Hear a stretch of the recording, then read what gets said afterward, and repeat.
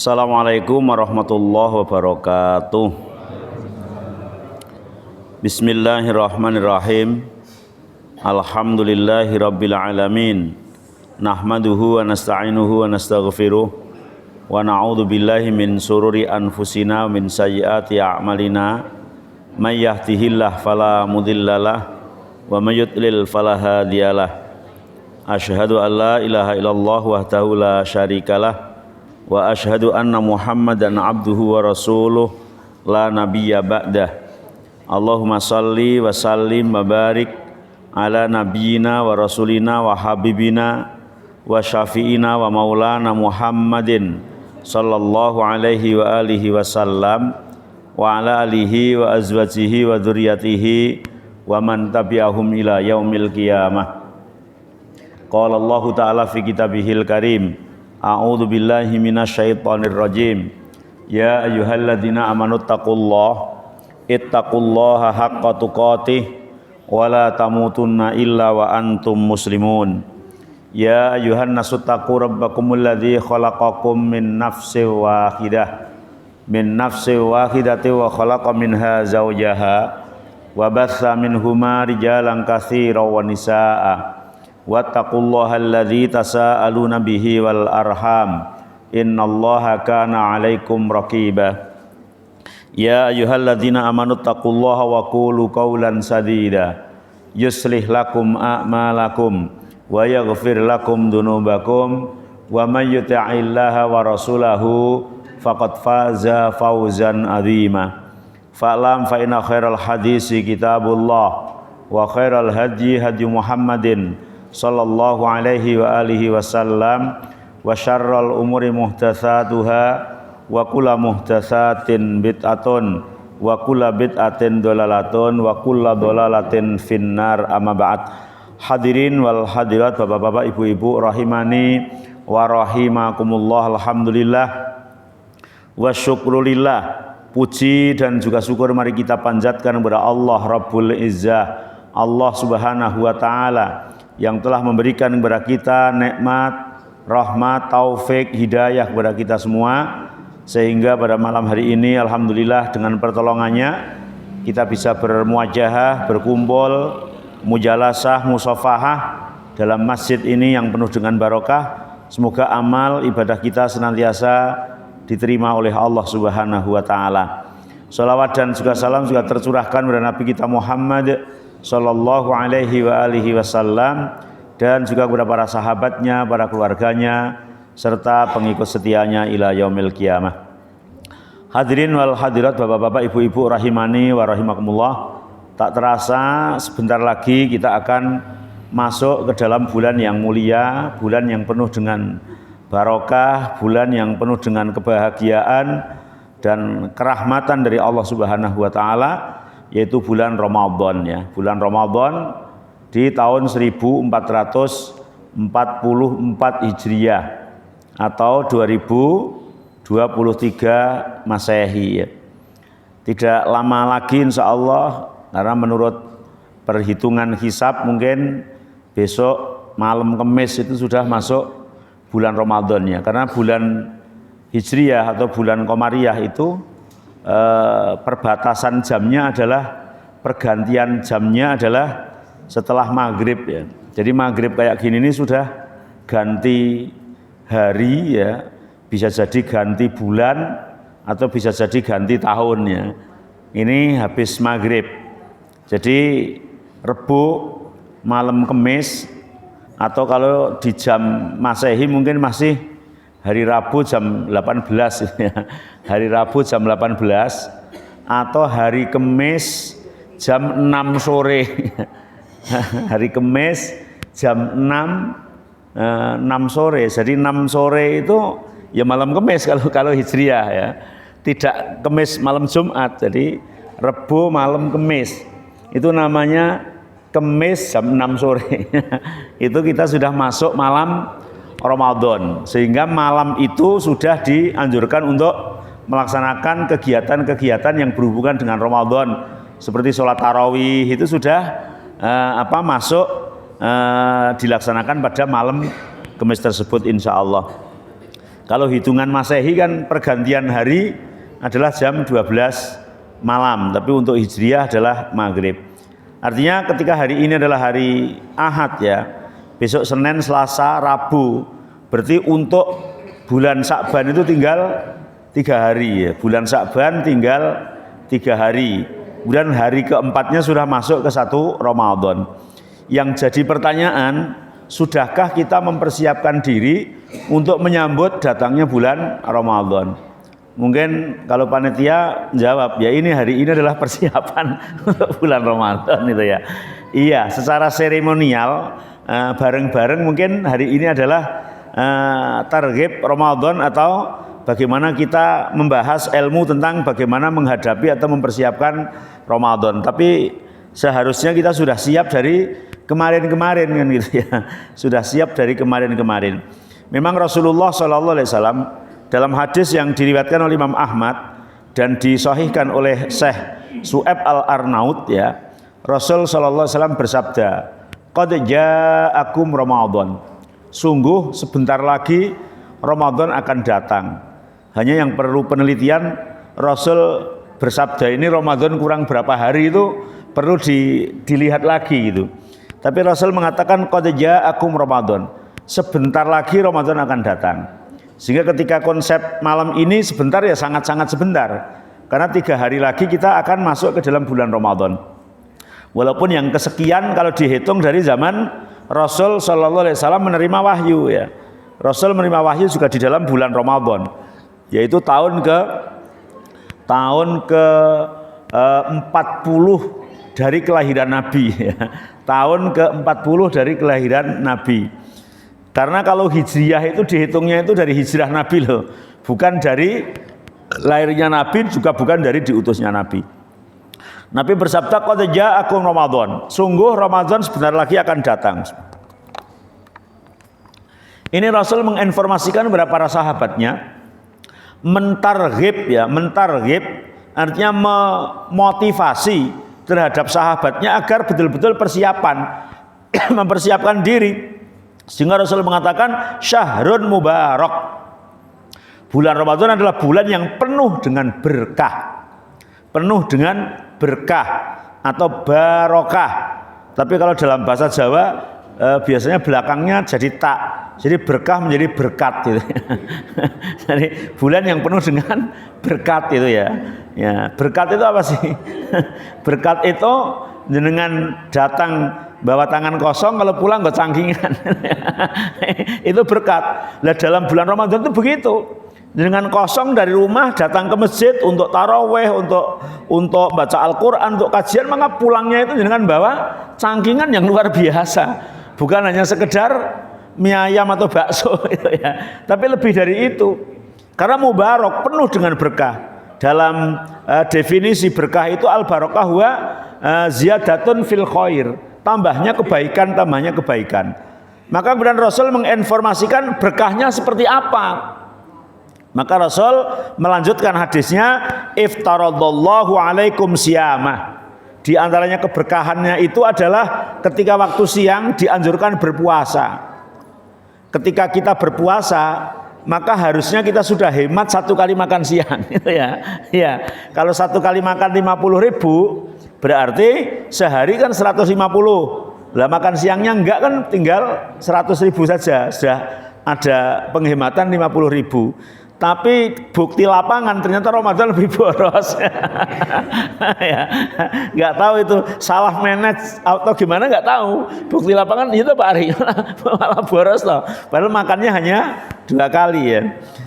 Kemudian tuftahu fihi abwabul jannah, ini yang tidak bisa diperhitung lagi. Yang kedua, bahwa bulan Ramadan itu dibukalah pintu-pintu surga. Nah, ini dibukalah oleh Allah pintu-pintu surga.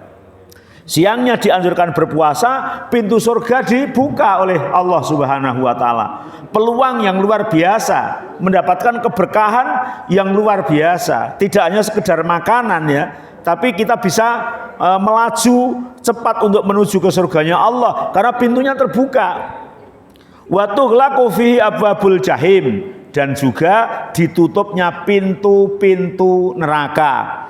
Jadi sedikit sekali kecelakaan jatuh ke neraka karena pintunya tertutup ya. Pintunya tertutup. Wa tughallu fihi asyayatin, sementara yang menggoda agar orang masuk neraka dirantai, diikat, dibelenggu tangannya. Ini keberkahan Ramadan. Yang luar biasa lagi adalah fihi lailatun khairun min alfi syahr. Di dalam bulan Ramadan itu ada suatu malam yang nilainya lebih baik daripada 1000 bulan. Yang nilainya lebih baik daripada 1000 bulan. 1000 bulan itu berapa tahun? 1000 dibagi 12. Ya, berapa Pak Eko? 83 sekian ya. Untuk Masehi 83 sekian. Untuk Hijriah hampir 90 tahun ya. Ini melakukan ibadah hanya semalam. Semalam nilainya sama dengan 83 tahun yang malamnya tahajud, siangnya berpuasa. Kira-kira apakah ada orang yang umurnya segitu malamnya tahajud terus, siangnya puasa terus? Tidak ada. Ya, Pak Pur itu sudah berapa umurnya Pak? 65. Kan enggak tiap malam tahajud terus lah. Terus 65 tahun itu dari sejak lahir. Terus siangnya puasa terus. Enggak ya? Enggak atau ya? Dari sejak lahir. Ya, berarti kan ada terpotongnya gitu ya. Ada terpotongnya. Luar biasa nih Pak Pur, luar biasa ya. Itu pun ada terpotongnya. Ketika lahir belum bisa ngapain-ngapain ya. Baru 65 loh. Tapi semalam mendapatkan Lailatul Qadar 83 tahun. Yang malamnya tahajud terus, siangnya puasa terus. Luar biasa ya. Kalau kita mendapatkan Lailatul Qadar 10 kali berarti 830 tahun. Kalau mendapatkan 20 kali berarti sudah melebihi umurnya Nabi Nuh alaihi salam gitu ya. Ini namanya keberkahan, keberkahan di situ. Maka kita siapkan baik-baik. Tapi ironisnya Rasul di akhir ini menutup dengan sabdanya man khurima khairaha faqad khurima. Barang siapa yang terhalang dari melakukan kebaikan di dalam bulan Ramadan itu faqad khurima, maka sungguh terhalang dari pahala yang didapatkan dari Allah Subhanahu wa taala. Maka orang yang akan mendapatkannya ya bagi orang yang berusaha untuk bisa mendapatkannya. Sehingga dengan mukaddimah ini ya, dengan prolog yang Rasul memberikan suatu kabar gembira yang luar biasa ini sudah selayaknya dan sepantasnya bagi kita adalah wa fi dzalika falyatanafasil mutanafisun, dan untuk hal yang demikian itu hendaklah orang berlomba-lomba untuk mendapatkannya. Maka minimal di sini akan saya sampaikan ada 7 hal untuk mempersiapkan menyambut bulan Ramadan. Ada 7 hal ya, 7 perkara ya yang perlu kita siapkan untuk menyambut datangnya bulan Ramadan. Yang pertama adalah berdoa. Di antara panjenengan sudah pada berdoa supaya panjang umurnya sehingga mendapatkan bulan Ramadan, doa khusus loh. Kalau doa umum habis sholat kita doa secara umum mungkin berdoa, tapi doa khusus, ya Allah panjangkanlah umurku sampai kepada bulan Ramadan dalam kondisi sehat walafiat. Sudah berdoa belum kira-kira sampai di situ? Belum ya? Kalau belum berarti untung malam ini ada pengajian ini Pak Hadi ya. Jadi diingatkan nanti habis ini berdoa, ya Allah panjangkanlah umurku sehingga sampai kepada bulan Ramadan. Karena bulan Ramadan tinggal 3 hari. Pertanyaan berikutnya, kalau umur kita tinggal berapa hari Pak Eko? Nggak tahu ya, nggak tahu. Kalau Ramadan udah pasti kurang 3 hari. Tapi kalau umur kita nggak tahu. Bisa 1 jam, bisa sehari, bisa 2 hari. Walaupun juga bisa 1 tahun, bisa 10 tahun gitu ya. Nggak tahu. Iya. Kemarin saya ngisi di Bukit Agung subuh. Berangkat dari rumah 3:30, itu mobil parkir, belum sampai saya turun itu ada bel Pak Sis, bel dari jamaah itu. Ustadz sudah berangkat belum? Saya sudah sampai masjid tapi masih di mobil belum turun. Kajiannya diteruskan enggak ya? Kenapa? Ada salah satu jamaah yang meninggal barusan itu. Ya Allah, subuh itu barusan ini jam 4 ini pas persis itu. Oh yaudah kita tetap sholat subuh kemudian kajian sebentar, nanti bareng-bareng takziah ke sana. Artinya bahwa ajal itu enggak ngerti ya. Bisa subuh, bisa bangun tidur, bisa tidur nggak bangun gitu ya. Iya toh, tidur nggak bangun, bangunnya sudah mungkar nakir menanyakan marrabuka gitu. Wah, kaget kok ternyata sudah di liang lahat itu ya. Iya. Kemarin mungkin setengah bulan sebelumnya ya saya ke Kendal, pulang dari Kendal di jalan tol ada yang telepon, adik ipar saya meninggal Ustaz, mohon untuk dibantu mengurus jenazahnya. Oh iya, sakitnya berapa hari? Nggak sakit. Ini pamit sama suaminya itu ke kamar mandi untuk buang air, ternyata nggak keluar-keluar. Didobrak pintunya, masuk ke dalam, udah meninggal. Ya Allah, ternyata meninggal itu ya gampang kayak gitu, dan kita nggak tahu.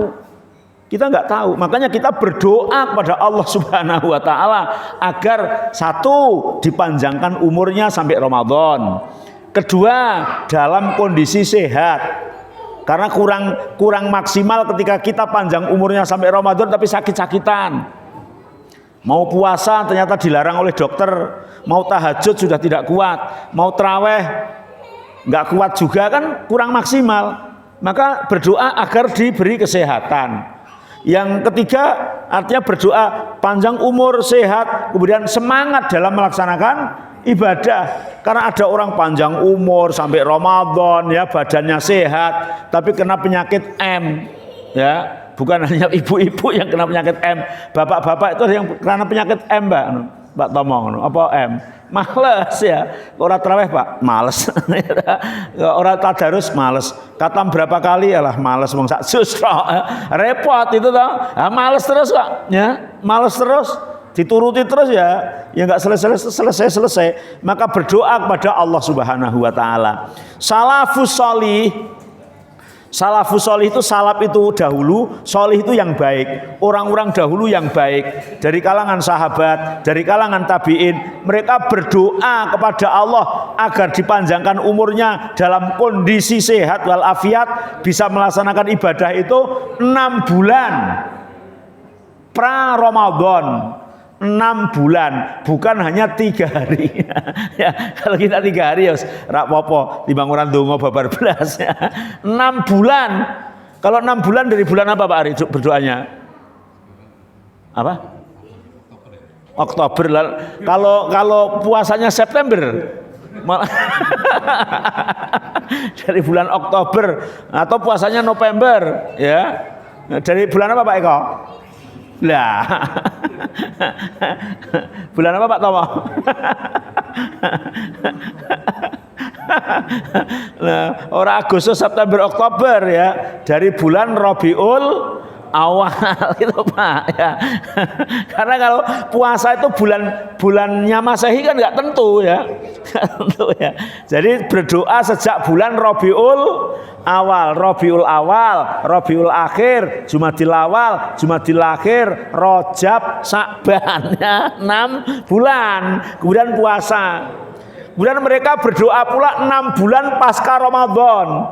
Syawal, Dzulqa'dah, Dzulhijjah, Muharram, Safar, Rabiul Awal. Berdoa pra Ramadan, berdoa agar disampaikan pada bulan Ramadan. Pasca Ramadan berdoa agar ibadahnya diterima oleh Allah. Itu salafus shalih. Kanu yad'una Allah taala sittata asyurin ayyuballighum Ramadan wa yad'unahu sittata asyurin ayyataqabbala minhum. Kemudian doa yang mereka panjatkan adalah Allahumma sallimni ila Ramadan wa sallim li Ramadan. Ya Allah, sampaikanlah aku pada bulan Ramadan dan sampaikanlah pula Ramadan padaku. Karena banyak orang yang dipanjangkan umurnya sampai Ramadan tapi nggak beribadah di sana. Buktinya kalau di jalan yang agak rame kita terawih, itu orang yang wirawiri terus itu ya banyak sampai selesai terawih itu ya. Iya, kalau dengan bulan puasa ya jalan wes pelan-pelan dari sini mengitari kota Semarang, lihat kanan kiri yang nggak puasa banyak enggak? Coba jenengan sekali-kali lihat KTP-nya Mas, lo untuk apa lihat aja, gitu ya. Ternyata Muslim kan repot kan? Iya, dia panjang umur sampai Ramadan, tapi Ramadan nggak menjemputnya. Maka kita, ya Allah, sampaikanlah aku ke Ramadan, sampaikanlah Ramadan kepadaku gitu. Jadi gayung bersambut. Artinya betul-betul memang bisa memanfaatkan pada bulan yang mulia tersebut. Jadi Allahumma sallimni ila Ramadan wa sallim li Ramadan. Ini yang pertama berdoa. Kemudian yang kedua adalah banyak istighfar. Banyak memperbanyak istighfar. Mohon ampun kepada Allah Subhanahu wa taala, membersihkan diri agar hati ini bersih. Karena hati ini bagikan bejana. Bulan Ramadan itu penuh dengan keberkahan, berkat tadi yang akan kita bawa. Jangan sampai kita ada berkat yang disiapkan oleh Pak Takmir gitu toh, jenengan nggo wadah-wadahnya kotor, ya. Wadahnya kotor, kreseke kotor, apane kotor, berkatnya gawa tekan rumah ora enak pangan, ya. Karena kan tempatnya kotor gitu ya.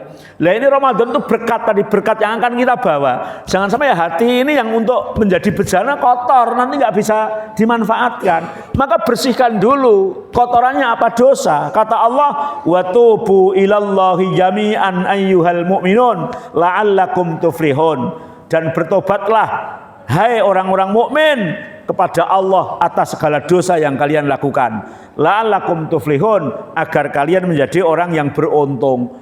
Jadi tobat dulu, istighfar, astaghfirullah wa atubu ilaih, astaghfirullah wa atubu ilaih, astaghfirullah wa atubu ilaih. Terus banyak istighfar dari sekarang. Di samping berdoa, istighfar agar masuk Ramadan semangat, fresh dan hatinya bersih sehingga menerima berkat dengan sepenuhnya ya. Nanti akan kita bisa manfaatkan di dunia dan di akhirat untuk kebahagiaan kita. Jadi kita istighfar, apalagi kata Rasulullah, innal abda idza akhta'a khati'atan nukitat fi qalbihi nuktatun sauda. Seorang mukmin, hamba Allah, ketika berbuat dosa, maka ada titik hitam yang mengotori hatinya. Satu kali dosa itu satu kali titik hitam di hati ini.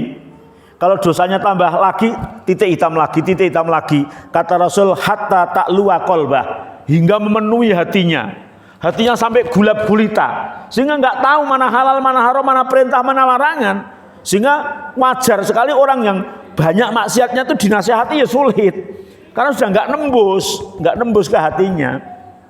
Itu yang Rasulullah mengatakan, huwa ar-ran alladzi dzakarallah kallabal rana ala qulubihim ma kanu yaksibun. Dosa-dosa seperti itu yang menjadikan titik hitam itu yang oleh Al-Qur'an disebut ran. Kallabal rana. Yang di situ kalau membacanya saktah ya, bal rana ala qulubihim ma kanu yaksibun. Ron. Kalau bahasa Jawa ron itu kan daun ya Pak Arya. Ada ngundut ron ya, daun. Nek uang Pertamina nek ron itu ya ono Pertalit, Pertamak ono kae. Tapi ron dengan Al-Qur'an itu ron, maka harus kita hilangkan. Maka kata Rasulullah, faidan huwa naza'a wastaghfara wa taba sukila qalbu. Ketika mau bertobat, mau beristighfar ya, mau berhenti dari maksiat itu, maka itulah cleansingnya sehingga menjadi bersih. Maka istighfar dulu sebelum masuk ke dalam bulan Ramadan agar ron-ron yang ada di dalam hati ini hilang dan bisa menyambut Ramadan dengan penuh keberkahan. Kemudian yang ketiga, melatih diri atau mulai membiasakan diri dengan kebaikan. Apapun akan bisa terlaksana dengan baik kalau kita latihan terlebih dahulu. Orang mau kiroan juga latihan. Orang mau bal-balan ya latihan, mau tinju ya bal-balan, tinju ya latihan. Orang yang mau naik sepeda motor, naik mobil, apapun butuh latihan. Tanpa latihan maka hasilnya tidak akan maksimal. Sesuatu yang dilakukan mendadak mesti kaget. Dengan rak persiapan rak opo juk-juk digugah sahur ngesuk bulan poso lho, kaget mesti. Poso, wis poso. Wah, orang ngerti kok dadak wae ya gitu ya. Kaget gitu ya. Makanya butuh latihan. Ya, butuh latihan. Sehingga kalau Rasulullah memperbanyak puasa pada bulan Sya'ban adalah memberikan contoh agar kita melatih diri. Di dalam bulan Ramadan ada ibadah yang berat, ada puasa sehari enggak makan, ada sholat tarawih ya. Sholat tarawih biasanya kalau habis Isya kita, apalagi kalau Ahad malam Senin enggak habis Isya kan belum waktunya qomat atau sudah dikomati ya. karena ada makanan yang menunggu. Kan itu juga ya. Iya, habis isak terus makan-makan. Lah nanti kalau bulan Ramadan nggak bisa, habis isak masih sholat lagi 11 rakaat loh. Atau 23 rakaat. Atau yang kuat itu bisa 39 rakaat Pak Hadi ya. Ada yang 47 rakaat. Tinggal pilih. Mesti kalau saya tawarkan ke jenengan pilih yang mana? 11 saja Ustaz. Lah ngopo? Genlek rampung gitu ya. Nah, bacake surat sing rada dawa sithik mungkin juga alah pendek-pendek lah sudah. Yang penting sudah tarawih gitu ya. Maka butuh latihan. Iya, butuh latihan. Ya, Pak Sis yang pernah iktikaf di Masjidil Haram ya 2 sip ya Pak di sana ya. Itu kalau berangkat ke sana belum latihan ya kepodal-podal toh Pak ya. Paling-paling bisa ikut sip sore. Ya, karena malamnya tidur atau sorenya tidur dulu ikut sip malam gitu ya. Nah, ikut dari sore sampai malam itu ya jarang-jarang, tidak setiap malam kan. Tapi kalau sudah terlatih ya mungkin bisa. Semuanya butuh latihan. Apakah mereka yang melakukan itu enggak manusia? Ya manusia bukan malaikat itu ya. Kok mereka bisa? Ya latihan gitu, latihan. Imam Syafi'i kalau membaca Al-Quran 1 bulan khatam berapa coba? 60 kali gitu. Mesti jenengan kan ngomongi, lo kok iso gitu. Wah, aku blekak-blekuk ustaz waca terus gitu, sepisan ya ora khatam gitu ya. Ya, Imam Syafi'i bisa khatam 60 kali ya karena latihan. Siang khatam sekali, malam khatam sekali. Luar biasa itu ya. Nah, makanya kita semuanya butuh latihan. Ya, walaupun mungkin belum bisa ngejar 100% tapi kan latihan. Lah kalau nggak latihan ya sampai mati sama saja gitu ya. Butuh latihan. Maka kata Rasulullah, "May yasta'ifa yu'ifuhullah wa may yatasabbar yusabbirhullah." Barang siapa yang melatih diri menjaga kehormatan, maka Allah akan jaga kehormatannya. Barang siapa yang melatih diri kesabaran, maka akan jadikan oleh Allah menjadi seorang penyabar. Melatih ya. Melatih kesabaran untuk berpuasa, melatih kesabaran sholat tahajud, melatih kesabaran untuk baca Quran, melatih kesabaran untuk derek bengek. Itu semuanya butuh latihan. Al-adat idza ghurizat sharat tabiat. Kebiasaan itu kalau dilakukan secara terus-menerus maka akan menjadi budaya, akan menjadi watak. Ya, yang jelek saja bisa dijadikan sebagai watak karena dibiasakan. Apalagi yang baik. Maka semuanya butuh latihan untuk mempersiapkan diri menyambut bulan yang sangat mulia. Kemudian yang keempat, bergembira menyambut bulan Ramadan. Ya, bergembira.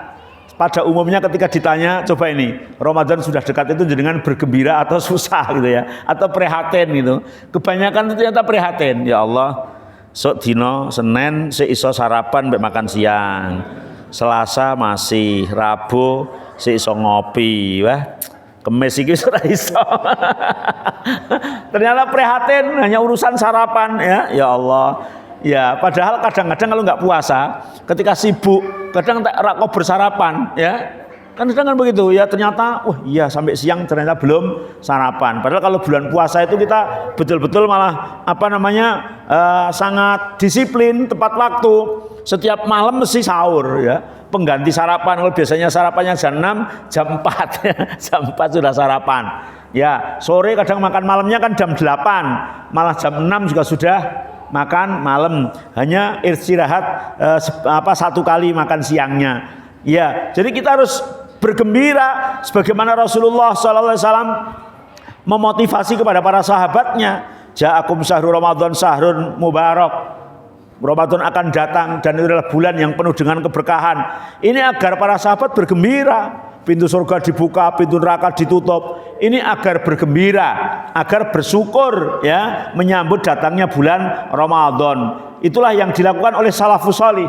Baik dari kalangan sahabat, tabi'in, tabi'in. Mereka sangat perhatian sekali dengan datangnya bulan Ramadan. Dengan cara bergembira atas datangnya bulan tersebut. Sehingga kebahagiaan apa sih yang bisa dibandingkan dengan kebahagiaan masuknya bulan Ramadan. Maka perlu kita sangat bersyukur, lebih-lebih bisa sujud syukur masih diberi panjang umur untuk mendapatkan bulan Ramadan. Kemudian yang kelima, ini sangat penting sekali, kita harus punya program dan target. Harus punya program dan target. Ya, program. Biasanya kalau urusan dunia, orang itu mesti komitmen untuk membuat program yang sangat serius ya untuk urusan dunia. Tapi kalau urusan akhirat biasanya jarang yang kemudian membuat program kerja Ramadan ya untuk diri kita ya.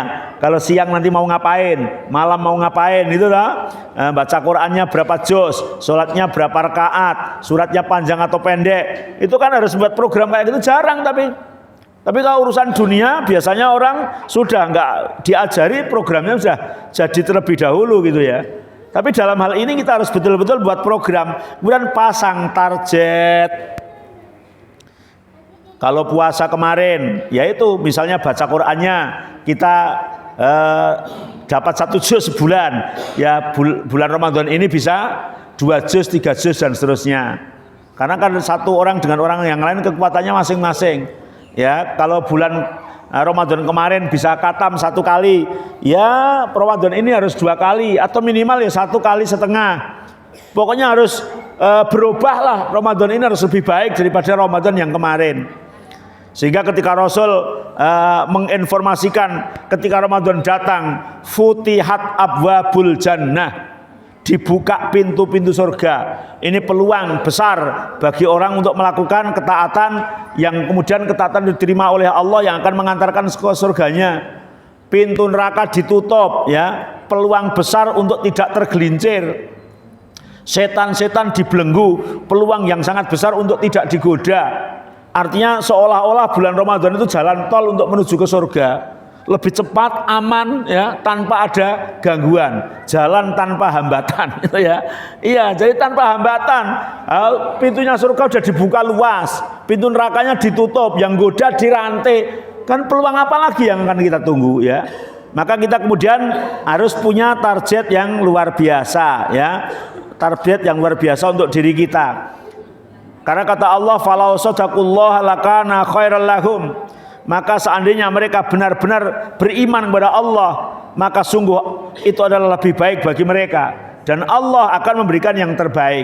Maka kita harus punya cita-cita yang luar biasa ya, punya ketentuan-ketentuan yang luar biasa. Ramadan ini kita harus menjadi orang yang lebih baik. Ramadan ini kita harus ada peningkatan. Ramadan ini kita harus tambah ketakwaan kita. Itu terus harus pasang program dan target. Kemudian yang keenam, tidak kalah pentingnya adalah pahami fikih Ramadan. Harus thalabul ilmi.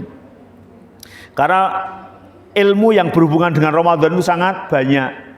Apalagi al-ilmu imamul amal. Ilmu itu adalah menjadi imamnya amal. Wal amalu tabi'uh. Dan amal itu yang mengikut kepada ilmunya. Jangan sampai kemudian kita beramal tanpa ilmu. Karena ada syarat puasa, ada rukun puasa, ada sunnah-sunnah puasa, sunnah ketika sahur, sunnah ketika berbuka. Ini banyak ilmu-ilmu yang bersangkutan dengan Ramadan. Batalnya puasa, apakah kita dalam melakukan puasa sudah memenuhi syarat rukunnya atau belum? Ketika sahur itu harusnya jam berapa? Bagaimana cara sahurnya? Ketika kita berbuka, berbukanya bagaimana? Ada orang yang lupa makan, batal nggak puasanya gitu ya. Ada orang hamil dan menyusui nggak puasa, besok wajib mengganti fidyah apa qadha dan seterusnya. Ini di dalam fikih-fikih Ramadan tuh menyangkut banyak hal, sehingga kita harus belajar, baik itu membaca buku-buku fikih, buku-buku agama, mendengarkan radio, televisi, datang ke majelis taklim, atau juga tanya kepada yang tahu. Kata Allah, fas'alu ahla dzikri in kuntum la ta'lamun. Ya, tanyalah kalian kepada ahli ilmu kalau kamu tidak mengetahui. Kemudian yang terakhir, yang ketujuh adalah berdakwah. Jadi di samping kita 6 perkara dari nomor 1 sampai nomor 6 harus berdakwah. Sekalian semuanya harus menjadi dai. Ya, misal kalau ini dikatakan secara singkat mungkin dengan berat. Mosok sih semuanya harus menjadi dai? Iya, dai, dakwah itu mengajak kepada orang lain. Dalam hal ini orang lain adalah bisa istrinya, suaminya, anaknya. Harus diajak. Kalau saya memberikan sebuah analogis yang mudah diterima begini. Misalnya ada suatu tawaran, ya, ada suatu tawaran. Pak Tomo misalnya ditawari, ada surat dari Allah, Pak. Pak Tomo jenengan dijamin masuk surga tanpa azab, tanpa hisab. Seneng enggak, Pak? Alhamdulillah. Tapi kamu tok, anak istrimu ndak. Gimana? Susah atau senang?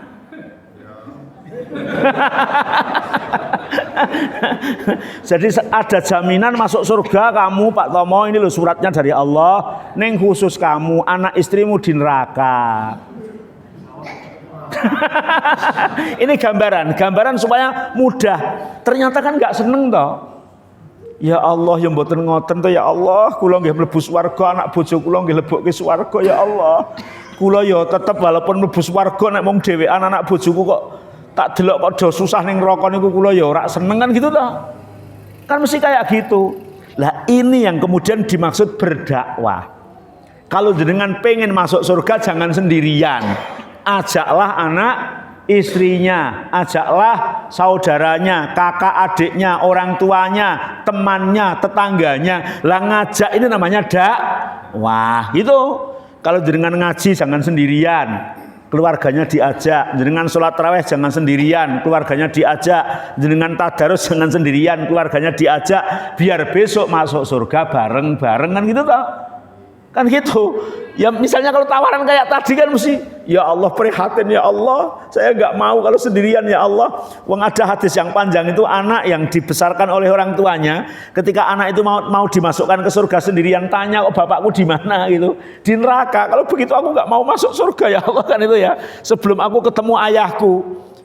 Karena anaknya dididik dengan baik, dulu saling nasihat menasihati, saling mengajak, sehingga Rasulullah menggambarkan orang yang berdakwah itu, kata Rasulullah, fawallahi demi Allah, la ayyahdiyallahu bika rajulan wahidan, Allah menunjuki satu orang lewat lesanmu, lewat tanganmu, lewat usahamu, khairun laka, itu lebih baik bagimu, min ayyakuna laka humurun na'am, dibanding daripada panjenengan dapat unta merah. Unta merah itu apa? Kendaraan termewah pada zamannya. Ya, coba dapat satu orang, minimal orang itu kan dapat istrinya, anaknya gitu toh. Diajak untuk beribadah bareng-bareng agar bisa masuk surga bareng-bareng. Semoga besok kita bisa reuninan ya di surganya Allah Subhanahu wa taala. Ya, karena sudah Isya dan sudah sampai nomor 7 ya. Mohon nanti dihafalkan sendiri-sendiri dan diamalkan, terutama berdoa ya dan istighfar menyambut bulan Ramadan yang penuh dengan berkah ini insyaallah. Sampai di sini kurang lebihnya minta maaf. Subhanakallahumma wa bihamdika asyhadu an la ilaha illa anta astaghfiruka wa atubu ilaik. Assalamualaikum warahmatullahi wabarakatuh.